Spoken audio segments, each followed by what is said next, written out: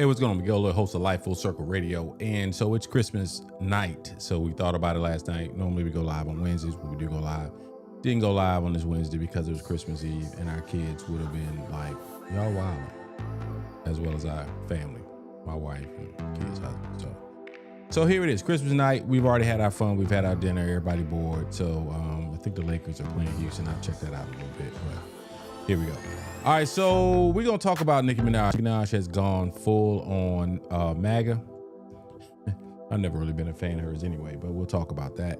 The 60-minute segment, and I want to say is either El Salvador prison, where they're sending some of the migrants. It's ridiculous, and I think the people out of Canada said, okay, F your regulations, 60 minutes, we got our hands on it, and we released it. So I've seen it, and it's pretty egregious what is going on in that prison. And I want to say it, and correct me, Key, if I'm wrong. I think it's El Salvador, but I could be wrong, but it's pretty bad.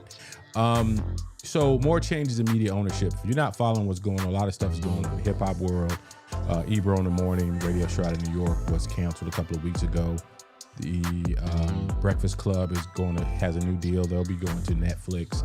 I just watched the Cowboys and Commanders game today on Netflix. There's some conversation right now. They're trying to figure out who's going to buy Warner Brothers in their catalog. And so there used to be this thing called monopoly laws, and they are definitely a thing of the past because you have very few people that are controlling so much now. And we're going to get into that a little bit. What? We're going to find some what because there's a whole lot of what going on in the world. And then we're going to talk about what are we watching. So there is that. Follow us on all the social media platforms right now. We're live right now on Threads as well with our YouTube link. Check us out there. We're on Twitch. We're on Facebook. And there's that. Super producer. Merry Christmas to the Lloyd household. Merry Christmas. Merry Christmas. It has been a very tell us about your day. I heard you talking about, and I'm gonna try to turn some lights on.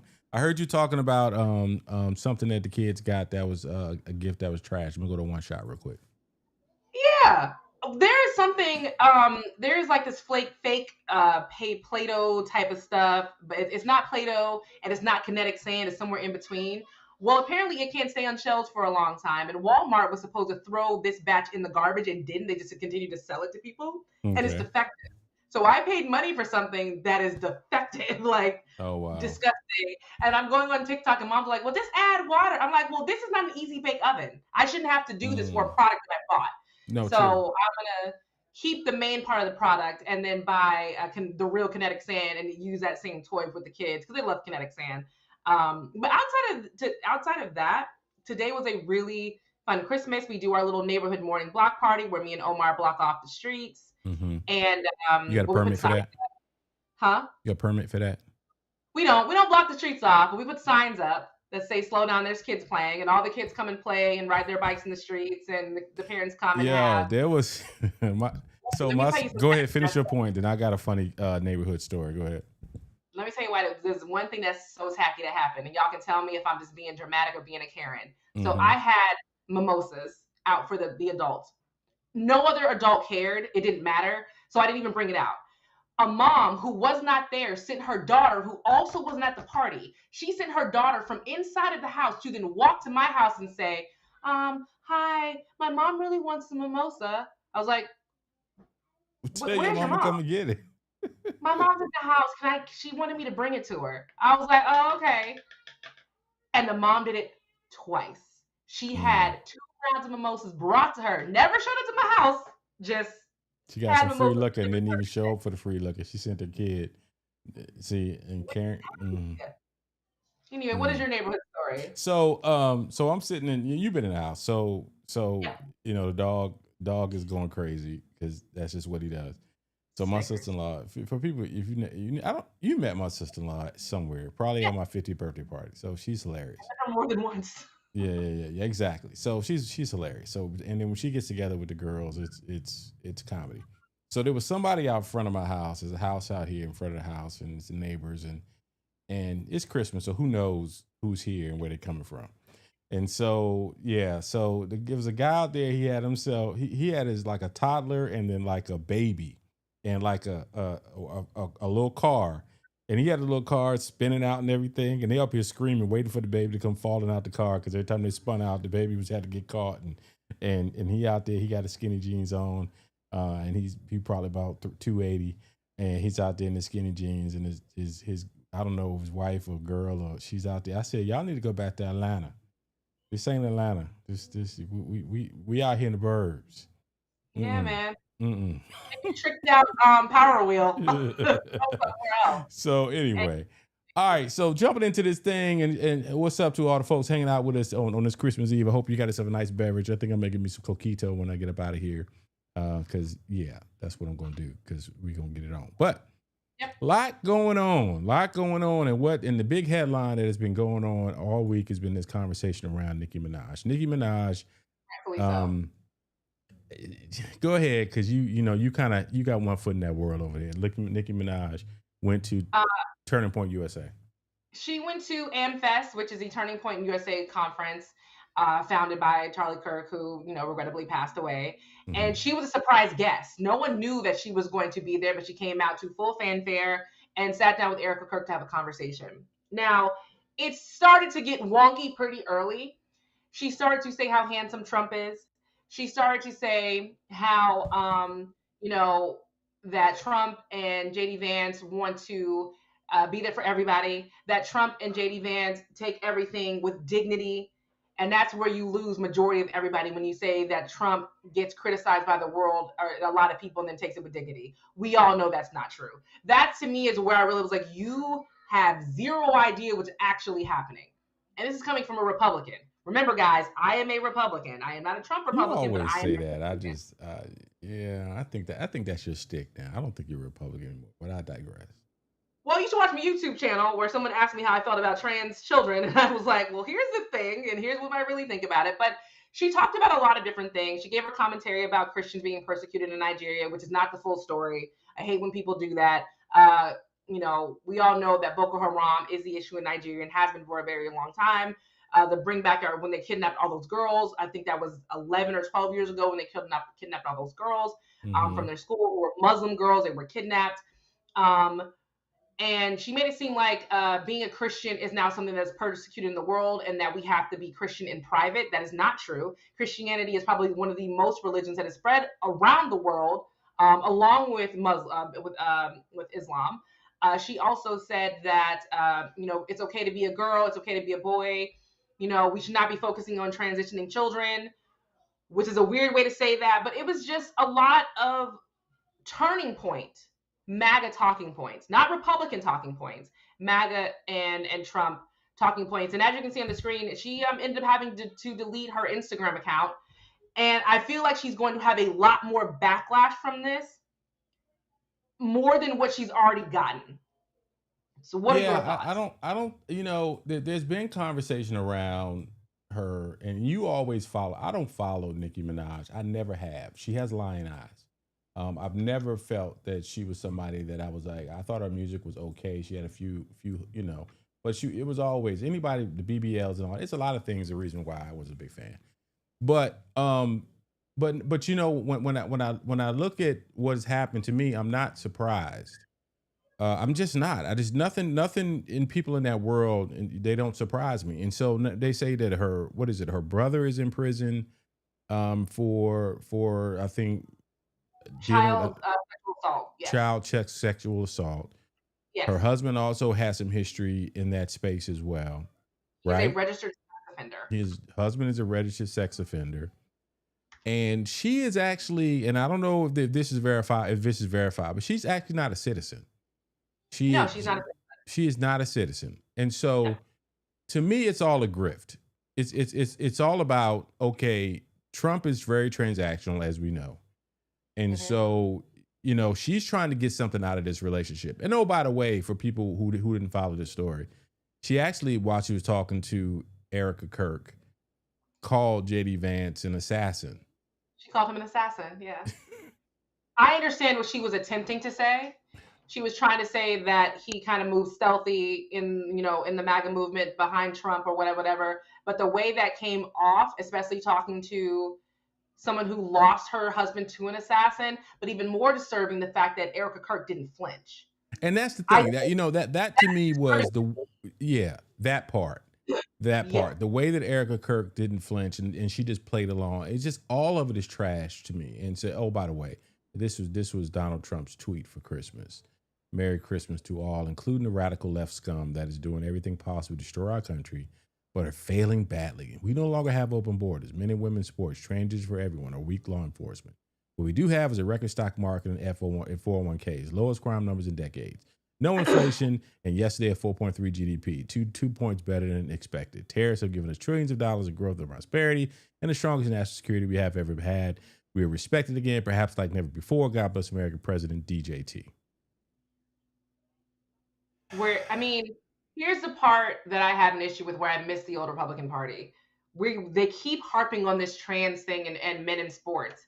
That is the wackest argument ever. And the reason why I think it's a whack argument is because there are maybe 5 transgender men who participate in female sports. Mm-hmm. There maybe are 11 children across the United States who are trans children who are participating in female sports. We are worrying so much about these 15 people. I don't give a damn about these 15 people. That's not to be harsh. Congrats, you're trans. Woo, yay. I don't care. Mm-hmm. There's so many other things that that the Republican Party should be focusing on. We are getting bigger government, which is, are you serious? Like, we're getting bigger government. We're bailing out the farmers. We're building these tariffs that are costing us millions of dollars. We're not earning money for that. We are tricking our military service members into believing that they're getting a free check when that wasn't no free check of money they just got. It was already there. In the military. Like, my dad was like, well, I could have sworn that's from this other thing. I'm like, yeah, I'm pretty sure it's from the other thing too. We are lying. Yeah, it's housing allowance. Yeah. MAGA is lying to people every day. And the reason why they're getting more and more people, specifically social media influencers, and your Nicki Minaj is on their side, because it sounds good. It sounds good to be, what do they used to call counter? They had a word for it back in the day when you were counterculture. It's cool to be the counterculture. You get, if you rage bait on social media, you get more views, you get more clicks. Right. It's yeah, no doubt. It is definitely easy. It is definitely something, and you have to look at it. People say, okay, well, she deleted her Instagram account, and so when you're at that level, and of course we're nowhere near there. We don't even know what that world looks like, but she must be at a point where she feels like, I'll build it back in a whole new audience on this side, because rest assured, whatever, she's doing something. The reason why she's not is because it recently came out what Erica Kirk and Charlie Kirk both thought about her.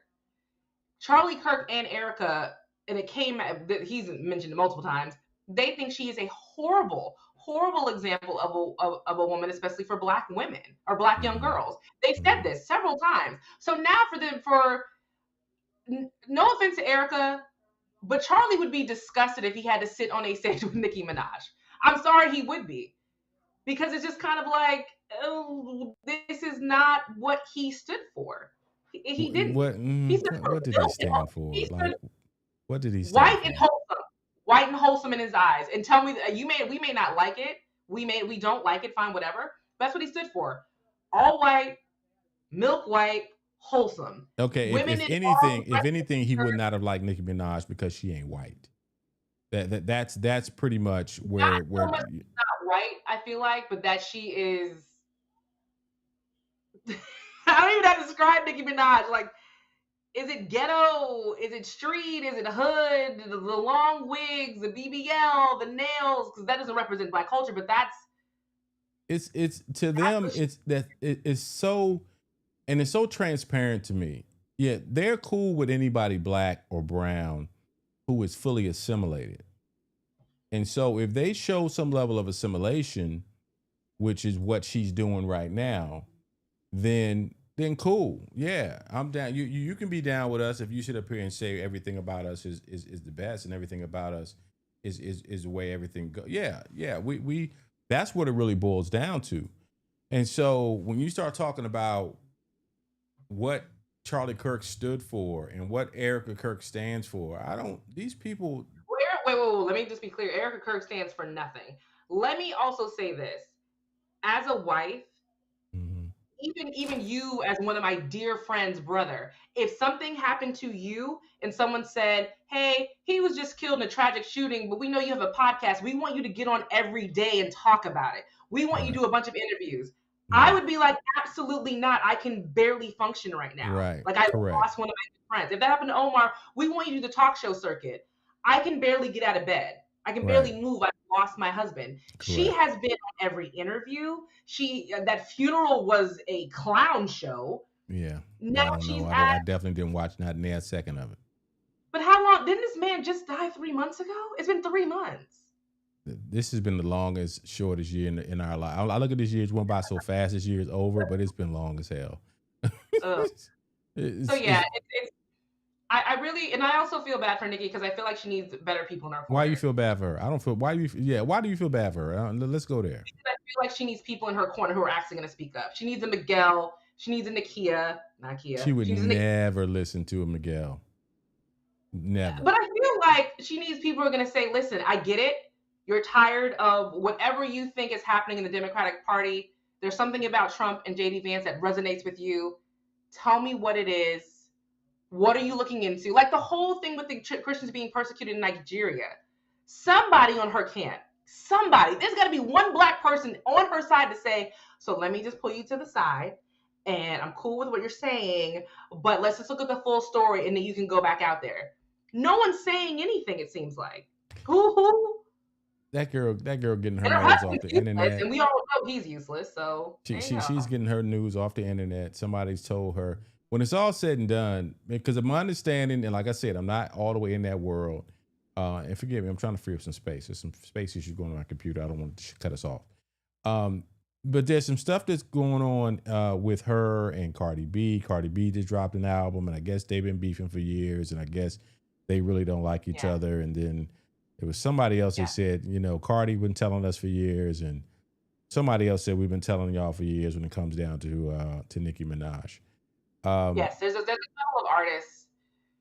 Cardi has not had the best. I'm not Cardi. Nicki Minaj has not had the best record throughout the years, but she's never gone full tilt until the last 6 months. Like when she's calling Cardi mhm. B's daughter ugly and a roach, and that adding a new baby to the litter. That's not a way to talk about nobody's child. Saying that Rock Nation is awful and Jay Z has done this and this and that. She's had a rough. She's been going. Okay, I'm passionate about this because she's representing Black women who are now conservative. I'm a Black woman who is conservative, but she's once again Is falling she in line with representing that. Black women who are conservatives? Is she really? I don't know, to be No, honest. I don't no, know. no. If I were and let me hold on. Let me not speak for y'all, Black women who are conservative. Let me not speak for y'all. But for a woman, wasn't she on the remix with WAP? Wasn't that her No, and Megan Thee Stallion? Who was that no, who was on the song WAP with Megan Thee Stallion? Cardi B. Okay, all right, I got them mixed up. But But she's got she's the got song. uh She's got the song Anaconda. That's about big penises. okay. So point being is that she's got plenty of music out there that has nothing to do with conservatism. Right. There's a brother out there, Bishop Talbot Swan, who's on my thread. I see a lot of his stuff. And he's a Bishop Talbot Swan. And he posted her lyrics and Mm-hmm. said, conservatives, this is who you guys are saying she's MAGA now and she's Christ-like. And same thing you're talking about. Anaconda, all types of, what I mean, like literally the reason why I don't listen to Nicki Minaj is that because I'm 50 plus years old and I'm not listening. My musical ear is not the same way it was when I was 18, right? And sat back like, okay, yeah, she's a rapper and she can spit and oh, she got some salacious and she's got the little Kim vibe. That's really kind of my understanding of the way she was, right? And so now all of a sudden you put on a different suit and you cover up your cleavage and you go out there and all of a sudden the conservative movement, oh, she's one of us. Really? You really think she's one of you? Okay, go to Apple Music, go to Spotify, and really listen to who she Pull up the is. stats. Pull up the lyrics. Pull up the YouTube stats. videos.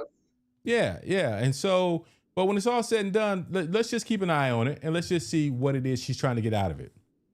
Because that's the bottom line is there's something she's been promised, whether it be The rumor pardons. is she's trying to Hmm? get her husband pardoned because it's a federal crime to not register as a sex offender. He still has not done that. That's a federal crime, and he can get pardoned for that. but he can't get pardoned for the actual thing that he's on the registry for because it's a state crime. The same thing with her brother. Her brother is in there. But yeah, like you said, we'll keep an eye on it. Let's jump to the next crazy story. What is next on your list? Next on my list. So what was it? Let me go back to my topics. Okay, Nicki Minaj. Yeah, 60 Minutes. Let's talk about the 60-minute story. All right, so 60 Minutes. I'm gonna let you introduce that, and let me find if I can find some visuals on that. On Sunday, the CBS News program 60 Minutes was set to air a report by Sharon Alfonsi about CCOT, the notorious prison in El Salvador that has housed migrants supported by the Trump administration.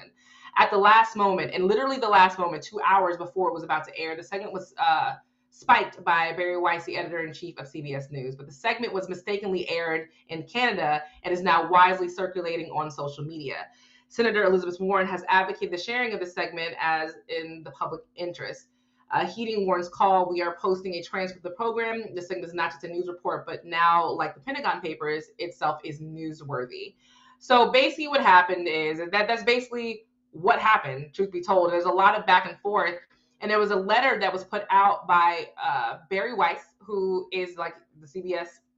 She had CBS News now. She is now, she's a MAGA who's now was with the purchase of Paramount, and we'll talk about that next.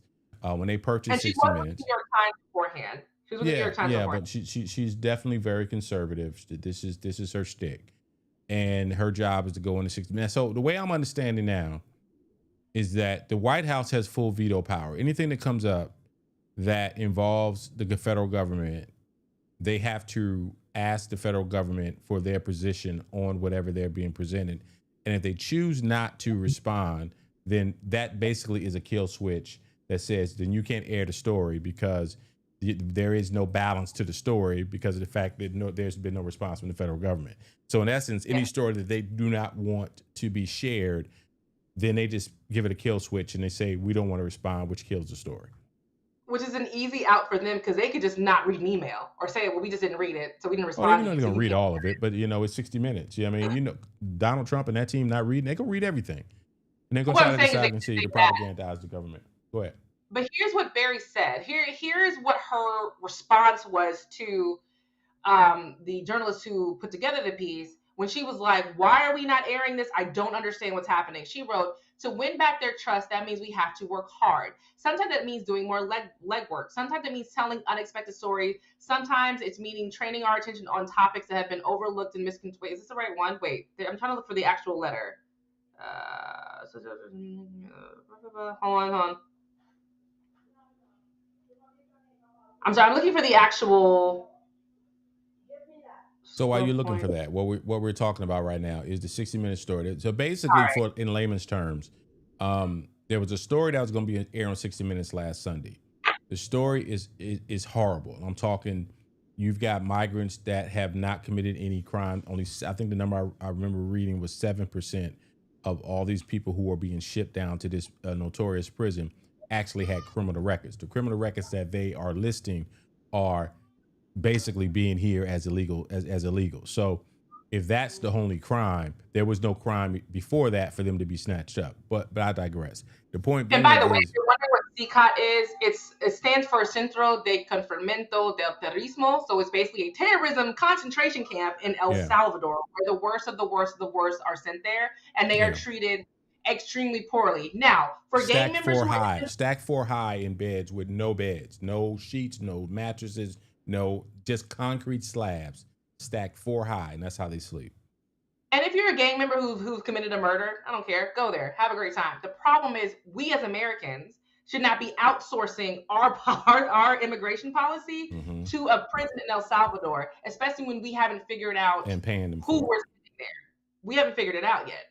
Like, there have been several people who have been sent there, including a gay hairstylist who was there for 4 months, who was terrorized from being there. And the reason why I wanted to bring up Barry Weiss's letter, the editor-in-chief of CBS News, was because she basically said, hey guys, what we want to try to do is dig deeper. Let's really reach out to the White House about getting their quotes on stuff. Let's look into the families a little bit more. Like, how about we look into and tell both sides about the people who need to be there, like how they get there, what were their lives like? It was in a way, I get what she was trying to say, but what it sounded like to a lot of people, and to me a little bit as well, was that she was trying to hide behind journalistic ethics to not get the story to go out. Like, if this Right. is your reasoning for pulling it, why do this an hour before? You could have done this at the very beginning when they say, hey, we want to do the story. You could be like, hey, if you're going to do the story, this is what I need from you. Because This the is lady not that, Cheryl, yeah, this is not that deep. it is for me. Not yet.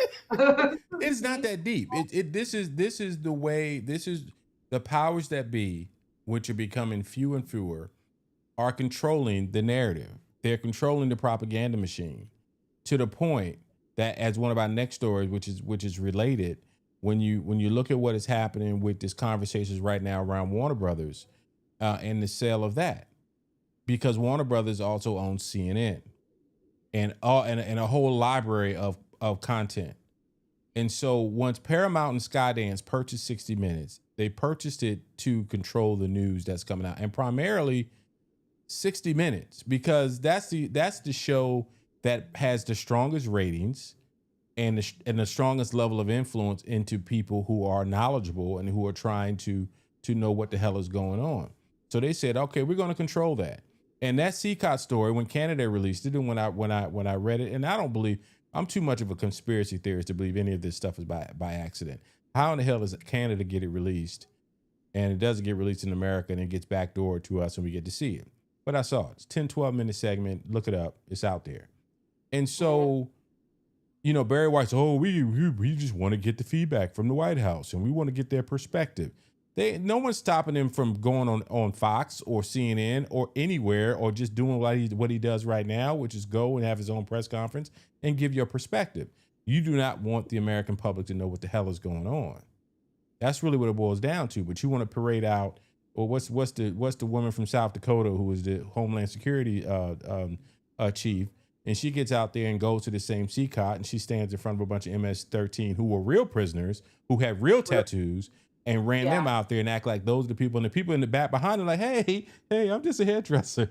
I was just working and got picked up at Home Depot. I was walking my mama to church, and they came and y'all snatched me up. I don't know about them guys up there, them bad guys up there. Me back here, I was just coming from Home Depot trying to get a job.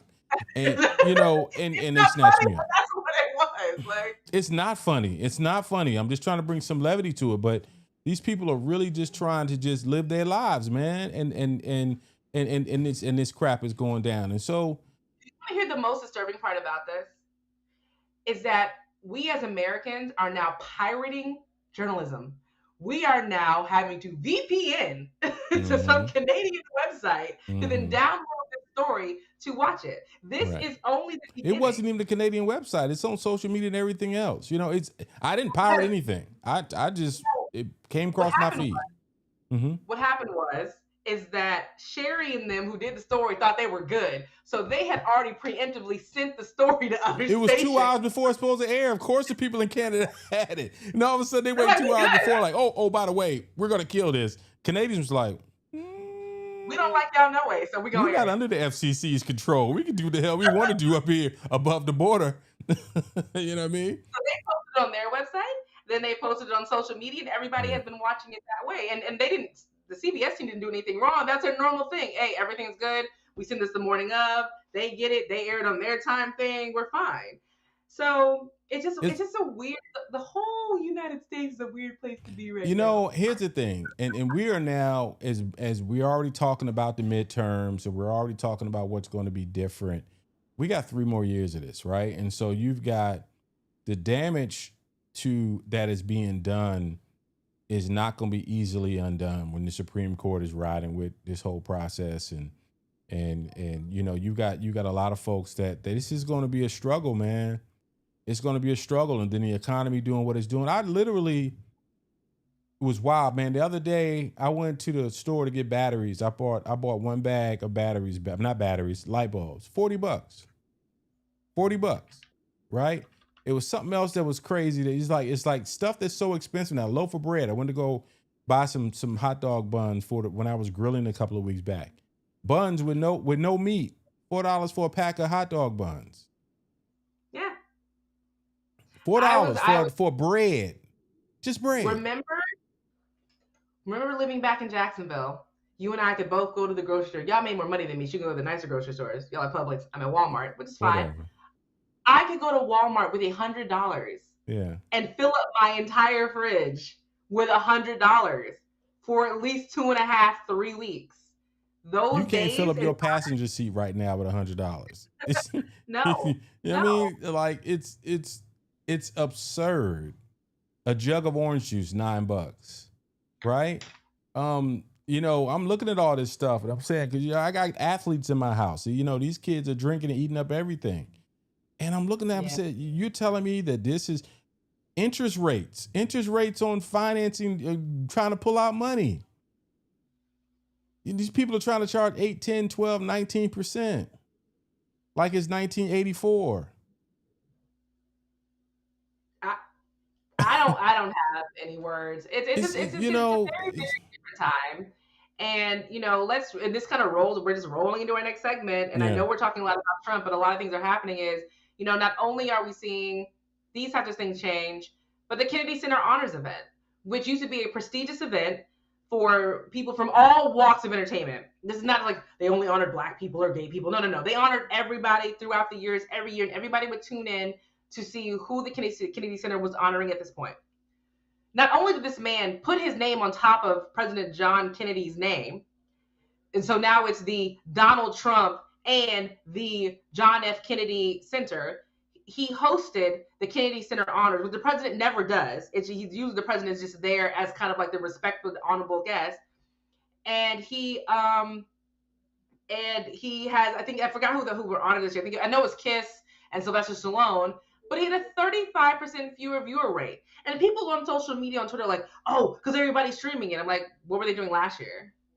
Were they streaming it last year? Because they've got excuses for folks will make up excuses for this cat every which way, and that's where the rubber's going to continue to hit the road. That is really our only saving grace. When this rascal makes people lose enough money, and it ain't average Americans like us. It's got to be on the business side. When they lose enough money is when they're going to start pulling back their support. They're already pulling back their support. You're starting to see, as you mentioned, how many Republicans are jumping ship from the MAGA platform. The splintering. They're really fighting to see who's going to be in control of this party going forward. Because regardless of what Trump says, even if he tries to figure out a way to stay for a third term, he's not going to get support from his own party. They're not going to support that nonsense. And here, Somebody else wants power. the thing they keep saying about the Kennedy Center that I don't understand, because they keep saying it was dilapidated and in debt. Since when? Like, I've been to the Kennedy Center. I don't know if you've been to the Kennedy Center before. I've been there.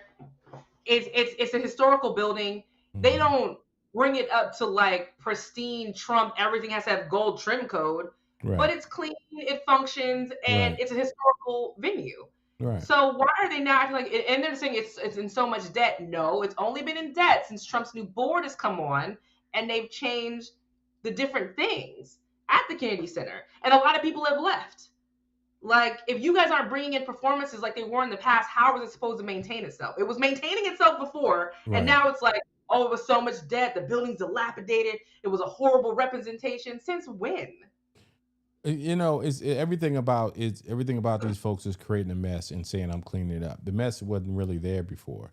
If you're complaining about how many the government is holding up institutions, then no, maybe it wasn't like you said, like gold plated and all that stuff, because they weren't getting the funding.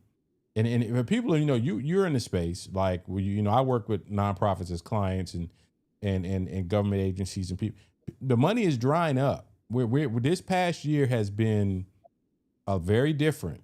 And so when it comes down to the government not spending as much money, local governments not spending as much money, corporations are not giving nonprofits as much as they were giving last year.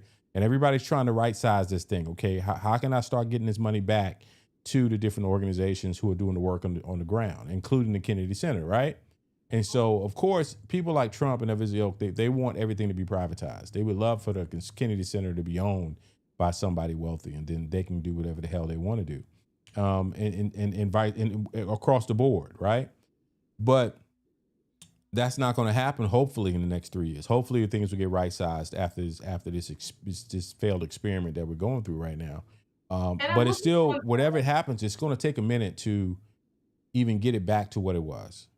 And I'm It's looking on the Wikipedia page for the Kennedy Center. They did a yeah. massive expansion in 2013. They just Hmm. had launched an education center. They have Yeah. multiple days. Like, if this is such a dilapidated, not making money, why were all these people throwing money at it? Why were all these traveling ballets like, no, we really want to do the Kennedy Center? Of If course. it doesn't mean anything, if it's just a crappy building that's out of Kia, we that's know he's full of shit. Like, this is I know. not. That's what it boils down to. Like, come But his on now. followers are so stupid. And now his followers, like Nicki Minaj, are falling for this kind of stuff and thinking, well, he said it, so it has to be true. I don't even believe. I'm not even willing to. Nicki Minaj is not a follower. Nicki Minaj is an entertainer. And this is, and evidently, I've never been a fan, so I don't know if her last project, when was her last project? I have no idea. Well, evidently didn't do very well, right? Because she's getting smoked. Cardi B out there wearing her out in them social media streets. There's a lot. That stuff sometimes will hit my radar about her. What do they call, the Barbs or whoever they are? That and so those different things that are going on, and she's getting, she's been out here now 15 years, I guess, give or take. And so now she the old chick in the club. And so she's trying to find her new way of making a living. Because when it's all said and done, hip hop is a young person's sport. And when you start to fade, then you got to find some. A lot of the other ones that are continuing their careers, the Joe Buttons of the world, the Ebros of the world, the Fat Joes and them, they go into podcasts and they go into different ways to remain in the limelight. And so maybe this is her move. Maybe her next move is that she'll get some guest appearances on some conservative talk show, conservative podcasts, and then eventually she'll get her own, and then that'll be the way because there's people, man. I think the deal that the Breakfast Club just got, I've heard everywhere from 250 to $500 million is the deal that they have gotten. And that's something that I think I had that queued up as well. But there are, this podcasting space that we've been messing around with for the last 15 years, and I think part of it because we just won't do the salacious things that a lot of these folks have done. But, Breakfast Club, Netflix announced that 15 video podcasts, including the Breakfast Club, are joining its lineup after inking similar deals. So you're looking at, Breakfast Club with, and then let me see, what is it saying? Announced 15 inking deals with Spotify. They're one of many. And it's really feeding, all of these shows are feeding into each other. Radio is feeding into YouTube, and which is feeding into these platforms. And these platforms that say, we're going to pay you a whole rack of money to let you continue to do what you're doing. And it's so wild to me because what they're doing does not take a tremendous amount of talent. Like, if you're willing to keep yourself in the mix and it's just a radio show with cameras. It is. That's all it is. And because of that, because of your reach, because of your effectiveness and what you've done successfully over these years and kept people's attention, now you get every interview known to man. And that's what makes you valuable. And so, it's like, I'm not belittling what they've done. I'm not belittling what a Joe Rogan or any of these people have done. If you remember, it's probably been going on 20 years when Howard Stern first left terrestrial radio and went to Sirius XM. Yeah. And they gave him a boatload of money, a ridiculous amount of money to leave and go over there. And so when you started to see... And they thought he was going to fail. That's why his station was like, we're not going to match that. You're going to go over there, going to fail and die, and no one's going to care. That is not at all what happened. That is not at all what happened, because there are people who, when I think about terrestrial radio, which I started my career in, terrestrial radio has not been my first medium of choice to get my information for 20 years. I was still living in DC. That's 2005. When I started to listen to Sirius XM, and I started to pick up that, and then I started to pick up my information by, primarily via satellite radio. And then that, which was the precursor to where we are now in the podcasting space. Are you frozen? Because your eyes, you ain't moving. If you're frozen, then go out and come back in. But you know, when I look at what is going on in this space, and I look at Charlemagne, and I look at you, Lord knows, what's my girl's name? Who just Jess Hilarious, who just joined their team a year or so ago. She came in at a really good time, and I've always thought she was funny in her way, in her own Baltimore way. And so yeah, man, it's this game. That's why I believe Nicki Minaj is doing what she's doing. The music ain't it. The music ain't enough by itself. What's going on? I don't know, Kia. You are frozen. Come back in. Go out and come back in. Um, so the music is not enough anymore. You got the situation that's going on right now with AI. There's a conversation around that. And now I just saw a segment the other day that it's the segment the other day. Let me hold on a second. Let me respond to her. You were gone.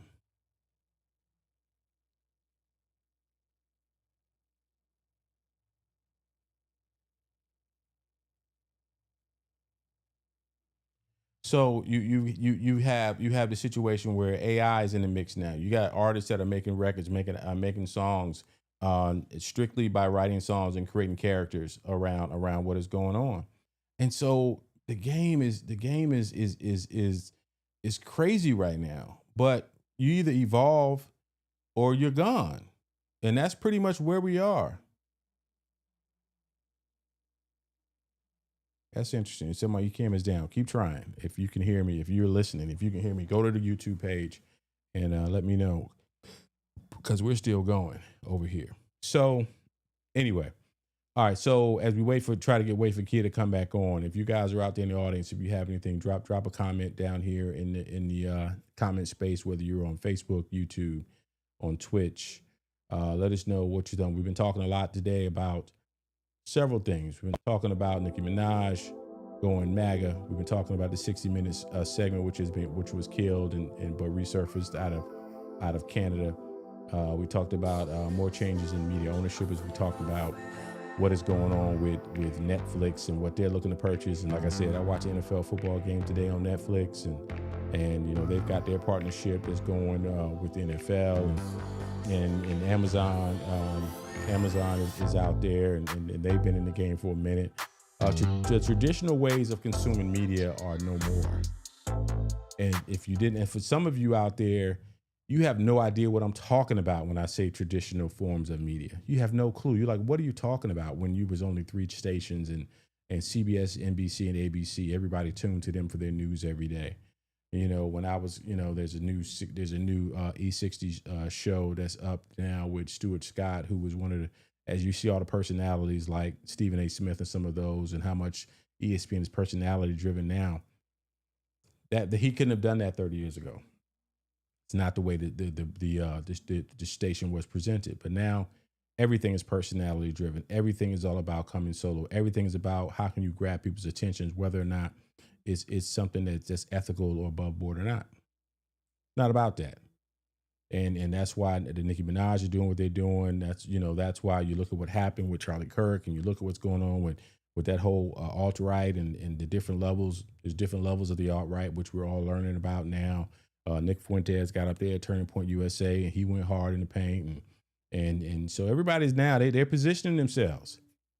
They're trying to see who's gonna run this party, who's gonna run this thing as Trump starts to fade to black. Because this next 12 months, which we're almost into 2026 now, it's going to be a fight to see who's going to win the midterms. And once the midterms are over and done with, then Lord knows if the Democrats recapture the House with the midterms, then it's going to be 2026, 2027. It's going to be bananas, and we're going to be in the middle of it, and all while policy is being enacted, all while they're trying to gerrymander and redistrict and trying to put us in positions where there no longer can be the conversation of how things are going to go, because of the fact that it's all crazy. We're gonna give Kia another minute or two, but as I mentioned, when we look at what is going on, as I mentioned with the Breakfast Club, and kudos to them, and for a long time I didn't even pay attention to the Breakfast Club. To be honest with you, I will watch a few of their segments here and there, but the power and influence that Charlemagne and that community has. Because there used to be a time that was a little bit of a young, but them cats ain't young. These cats, and Envy was at Hampton when I was at Norfolk State. Envy maybe 3 or 4 years younger than me. I know he's probably in his late 40s, pushing 50 if he's not 50 already. And so, we talk about Ebro, and what happened with Ebro and Hot 97, and they got new ownership, and how they ran him out of there, and he was talking about. I saw him in his segment probably the day he was let go, and he was basically saying, how Hot 97 new ownership, they don't care about hip hop, they don't care about the hip hop culture.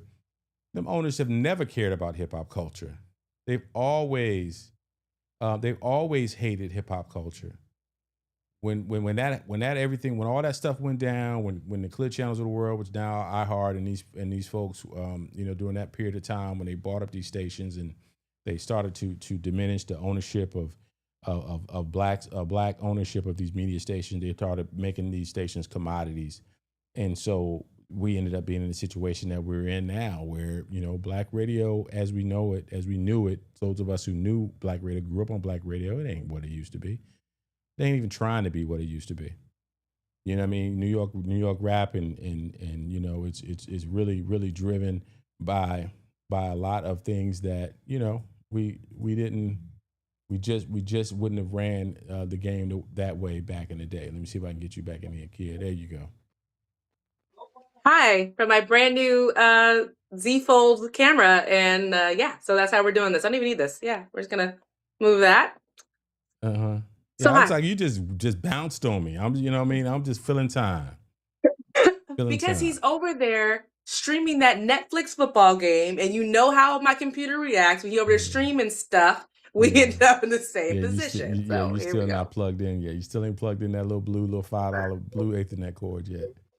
It's over there in the drawer. We just haven't done it. Anyway, where we were talking about. I've been talking about media. I've been talking about the state of media. But when it's all said and done, as we talked about the Breakfast Club, and we talked about we haven't talked yet, but when you wanted to talk about Ebro and what was going on with Hot 97 and Ebro, and he talking about he was taking it straight to YouTube and all of that.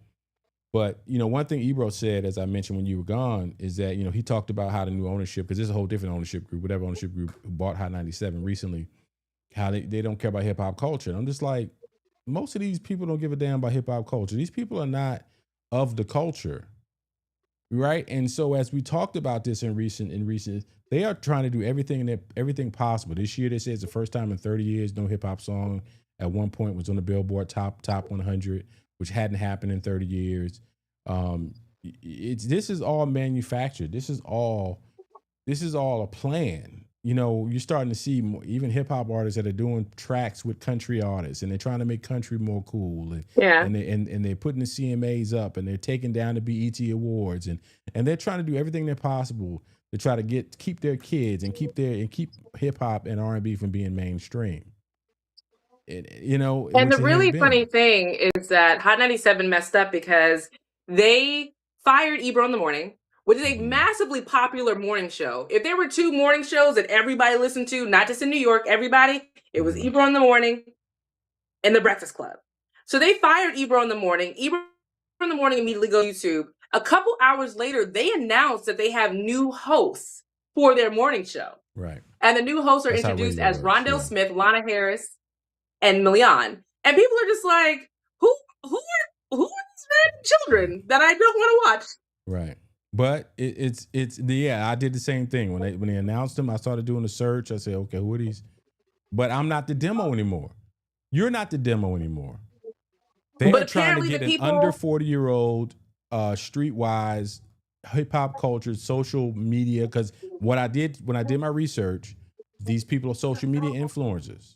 They're very active on social media. One of them is out of Atlanta. I've seen, I saw when I went to their social, I said, oh, so they're pretty active here in Atlanta. So I see what they're doing. That's what they're looking for. I don't think this is going to work out for them. I don't think it's going to work out for Hot 97. I think people who have more buying power, listening power, who are like 35 and up, 35 in our age group, are going to go right over to Ebro in the Morning. they're going to flood with views. It's going to matter way more. And the people how many people who are 35, 30 and younger are caring about terrestrial radio or iHeart radio? Well, and I believe it was Charlemagne that I saw recently, but it was somebody in that space I saw recently who talked about how it's a stair step. Terrestrial radio, it always comes back to terrestrial radio. They're trying to feed it back there because that's where the ownership is putting most of the money. But that's why they started taking the terrestrial stuff and putting that stuff on YouTube, the segments, the same shows, all of that, right? And so when it's all said and done, these people are not going to let those terrestrial shows die because they put too much money in. That's where they put a lot of the money. Yeah. When they start pushing them to the YouTubes of the world, they're losing control over this content now. Once people can go do and put this stuff out on YouTube on their own, right? And so, we are in an interesting time right now. We really are. We got to figure out how to make this thing work for all of us, because they're playing, they're playing the big boy game over there. We're trying to figure out how to make it work. A lot of us are trying to figure out how to make it work on this level because YouTube is now getting to the point, I believe I saw recently that YouTube is going to be broadcasting the Academy Awards now. It's going to be on YouTube, and, some major award shows are going to be on YouTube. Like all this stuff is going away from terrestrial. Sometimes I sit down and I go to scrolling through my menu on my YouTube TV and I'm just like, I don't want to look at any of this. On regular TV? On regular TV or in general? We've got YouTube TV as our provider, right? So local channels, everything, whatever comes to YouTube TV. But I'm like, none of this stuff is. I'd much rather just grab my phone, and that's why you saw the latest thing which is going on, which is the vertical video thing. The vertical. I hate that shit. Hey, well, I hate that so much. I hate the vertical dramas. I hate the reworking of trailers for movies that they're putting on TikTok. I hate all of it. Hate it. You know what I like? The fact that HBO is still putting out good shows like The Pit. That ABC with shows like Will Trent still not letting us down. We still got our Chicago. There's still shows that are still good and being produced and coming out, and we can watch them. Because this short segment, vertical lazy crap that people are putting up with the vertical TV shows and movies, I don't want to watch that. The reworking of TV shows, Darman TV on YouTube. I don't want to watch any of this garbage. It's all whack, and it's microwave. You're officially in the boomer category. They don't care about what you want anyway. But I like TikTok. I like TikTok stuff. Well, here's the thing. You mentioned something earlier.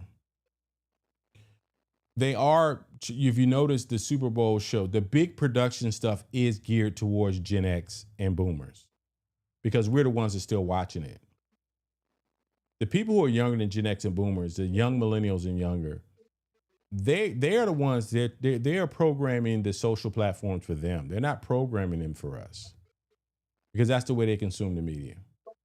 And so you will see more shows. But what's going to happen with that is they've so largely tried to minimize the effectiveness and the impact of Gen X, especially Black Gen X folks. That's why we're getting less programming that's going in those spaces. That's why you're starting to see less and less stuff on major platforms. You don't see any sitcoms. Who knows? I think Abbott Elementary might be one of the last ones that's on major. And I don't know if they might be going after next year or two. And so, they're phasing our audience and what we're looking to consume out. And we just got to continue to say, okay, then we need to leverage that and continue to go. My computer's getting ready to bug out. I don't know what's going on. So let's go ahead and wrap up real quick. Well, the only thing we have to, what are we watching? What are you watching? Nothing, because there's nothing on TV right now. And I'm so annoyed. I'm frustrated. I hate the fact that I can't watch anything on TV. I call myself watching interrogation videos on Hulu because everything is off. Now, outside of that, before everything went off, I am watching All's Fair. Now, if you and Tracy, you want to get real drunk and hate watch something, watch All's Fair. That's the show where Kim Kardashian's a lawyer. Oh, no. We don't watch Kim Kardashian. We don't watch. That's what I'm saying. You got to get drunk. You got to get drunk and watch it for fun when they're like, and it's fun and laugh at the Kim screen. Kardashian now. With the last show that we took your recommendation and watched, You're not on our recommendation list for the rest of this year, I don't think. What was that show? What would I do? I've given you a good show. It was some show that was the show about the people that it felt like a Lifetime movie, and it was a series. And all her fault. All her fault. That was. My mama liked it. So did my brother and my mother-in-law. You told me that your mother liked it, and I love Mama. I love Mama Blanche. That's my girl.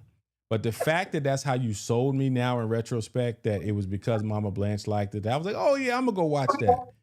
That was a Mama Blanche and Kia show. Wait, why didn't you like it? Because it was too campy? That was a series for Karens. And that was, come on, man. Like, come on now. Like, you got some girl who kidnaps a kid and the whole time I'm looking for something that's gonna be a powerful punch in the gut in this show. I knew who the problem was from the beginning. It was like from episode 1, I knew who the problem was. Did you? Yeah. Okay. Yeah, absolutely. Absolutely. Because of the demographic of the show. The show was about them. And it wasn't terribly written. It just was like, when it was all said and done, me and Trey looked at each other like, after episode about 5, we were like, we got to finish this trash, but we're going to, And you finished it, and it got more complex, and you appreciated it a little bit. It did not get more complex at all. It did not. It was, what's so funny? You know what I did watch? I watched a Formula One, F1 last night. Was that good? It was good. It was Top Gun. It was Top Gun. It's Jerry Bruckheimer. Jerry Bruckheimer has the same formula. Literally, there was a part where I was like, okay, all right, he's either getting ready push it to the limit. It had the music. It had everything from a Jerry Bruckheimer film, the emotion, the conflict, the young guy versus the old guy, the woman that Brad Pitt wasn't supposed to be involved with, that you knew eventually he was going to be involved with. The scene where someone almost dies and it flips and you got to make Brad Pitt the hero. Push it to the limit. All of that. Every to the point that we were sitting there, me and Trey, I said, they're getting ready to do it. I didn't say that, but they're getting ready to do it. And then all of a sudden she was like, you need to leave. You need to get out of here. You have no business being here. And literally, bing, they was kissing, slamming up against the door. And I said, this is the same. When I look, this is Top Gun. And when it's all said and done, of course, Brad Pitt saved everybody. Oh, I'm sorry. You know what I watched recently that I hope you and Tracy already watched? Dave Chappelle Unstoppable. We watched that. Yes, we did. I've watched and Dave it was Chappelle. Good. She hasn't seen it yet. It's typical Dave, man. It's not a super comedy ha-ha special, but it is funny and it's informative. No, it's very informative. And to me, I don't know what Dave has on who, but that brother better... Man, we just got to keep praying up to make sure nothing happens to Dave Chappelle. You're right. Because he basically says in the sketch, like, so I bought a white town, I own it, and they can't do nothing about it. And I'm going to say what I want on this next Netflix special, and y'all can't say nothing about it. And if Trump... It's almost like he's daring Trump to say, I will destroy you. So he can say, Trump. No, He's daring white people to destroy him. Like, when you sit up there and tell me you in some small town in Ohio, and you done bought up almost the entire town. And the fire station. And the fire station, and turned it into a comedy club. You know it's some really bad person, melanated challenged, that looks at Dave Chappelle in that whatever little town he got. He must have himself nice little fence, security, the whole nine, because he's talking a lot of smack in that special. And then when it all comes down to the Saudi Arabia thing and all of that. So if you haven't seen Dave Chappelle, he has a new special that is on Netflix, and let's pray for Dave Chappelle, because I don't know how that brother continues to run. Do you and Tracy like the Knives Out series on Netflix? Knives Out? They brought that up to me last night, and I was like, Knives Out. Okay. I looked at it, and the first one was the one with, well, they said the one with Janelle Monáe is not the first one. They said it was one before. No, that's the second one. It's the best one, but it's the second one. Okay, so then I go do a search, and on Netflix it only shows the Janelle Monáe one and the one that's out now. So to your point, the one with Janelle Monáe, I've seen that one. I don't know about this first one. So the first one It's just called Knives Out. And I'm not sure why that's not on Netflix, but it's just called Knives Out. There is no like thing. And the next one is Knives Out, The Glass Onion. And this one is Knives Out, Dead Man Tell No Tales or something like that. This one I wasn't a fan of, but that Janelle Monáe one has me dying. That one to me is funny and really good. Yeah, it was cool. It was cool. I tried to watch, now I'll tell you what we are watching right now. We are watching Mayor of Kingstown. And I think we talked about this before. Do you watch Everybody that? says it's really good. It is really good. But it's the same guy, Taylor Sheridan, who does Yellowstone and all of that. So it's very gritty, very gritty. I'm talking about, it's a bit unbelievable that this guy lives in this town and he's a former felon, but he's the one who keeps the cops at bay and keeps the prisoners at bay and controls the warden, and he's got all this and he can run in and out the jail, but it's the series right now is wrapping up this season. I think it might have 1 or 2 more episodes, and it's getting pretty so that's what we and of course we're watching some football. So all right, before my computer shuts off, peace and a bye-bye. Bye guys. Have a good Christmas Eve and Christmas night. Enjoy that on us.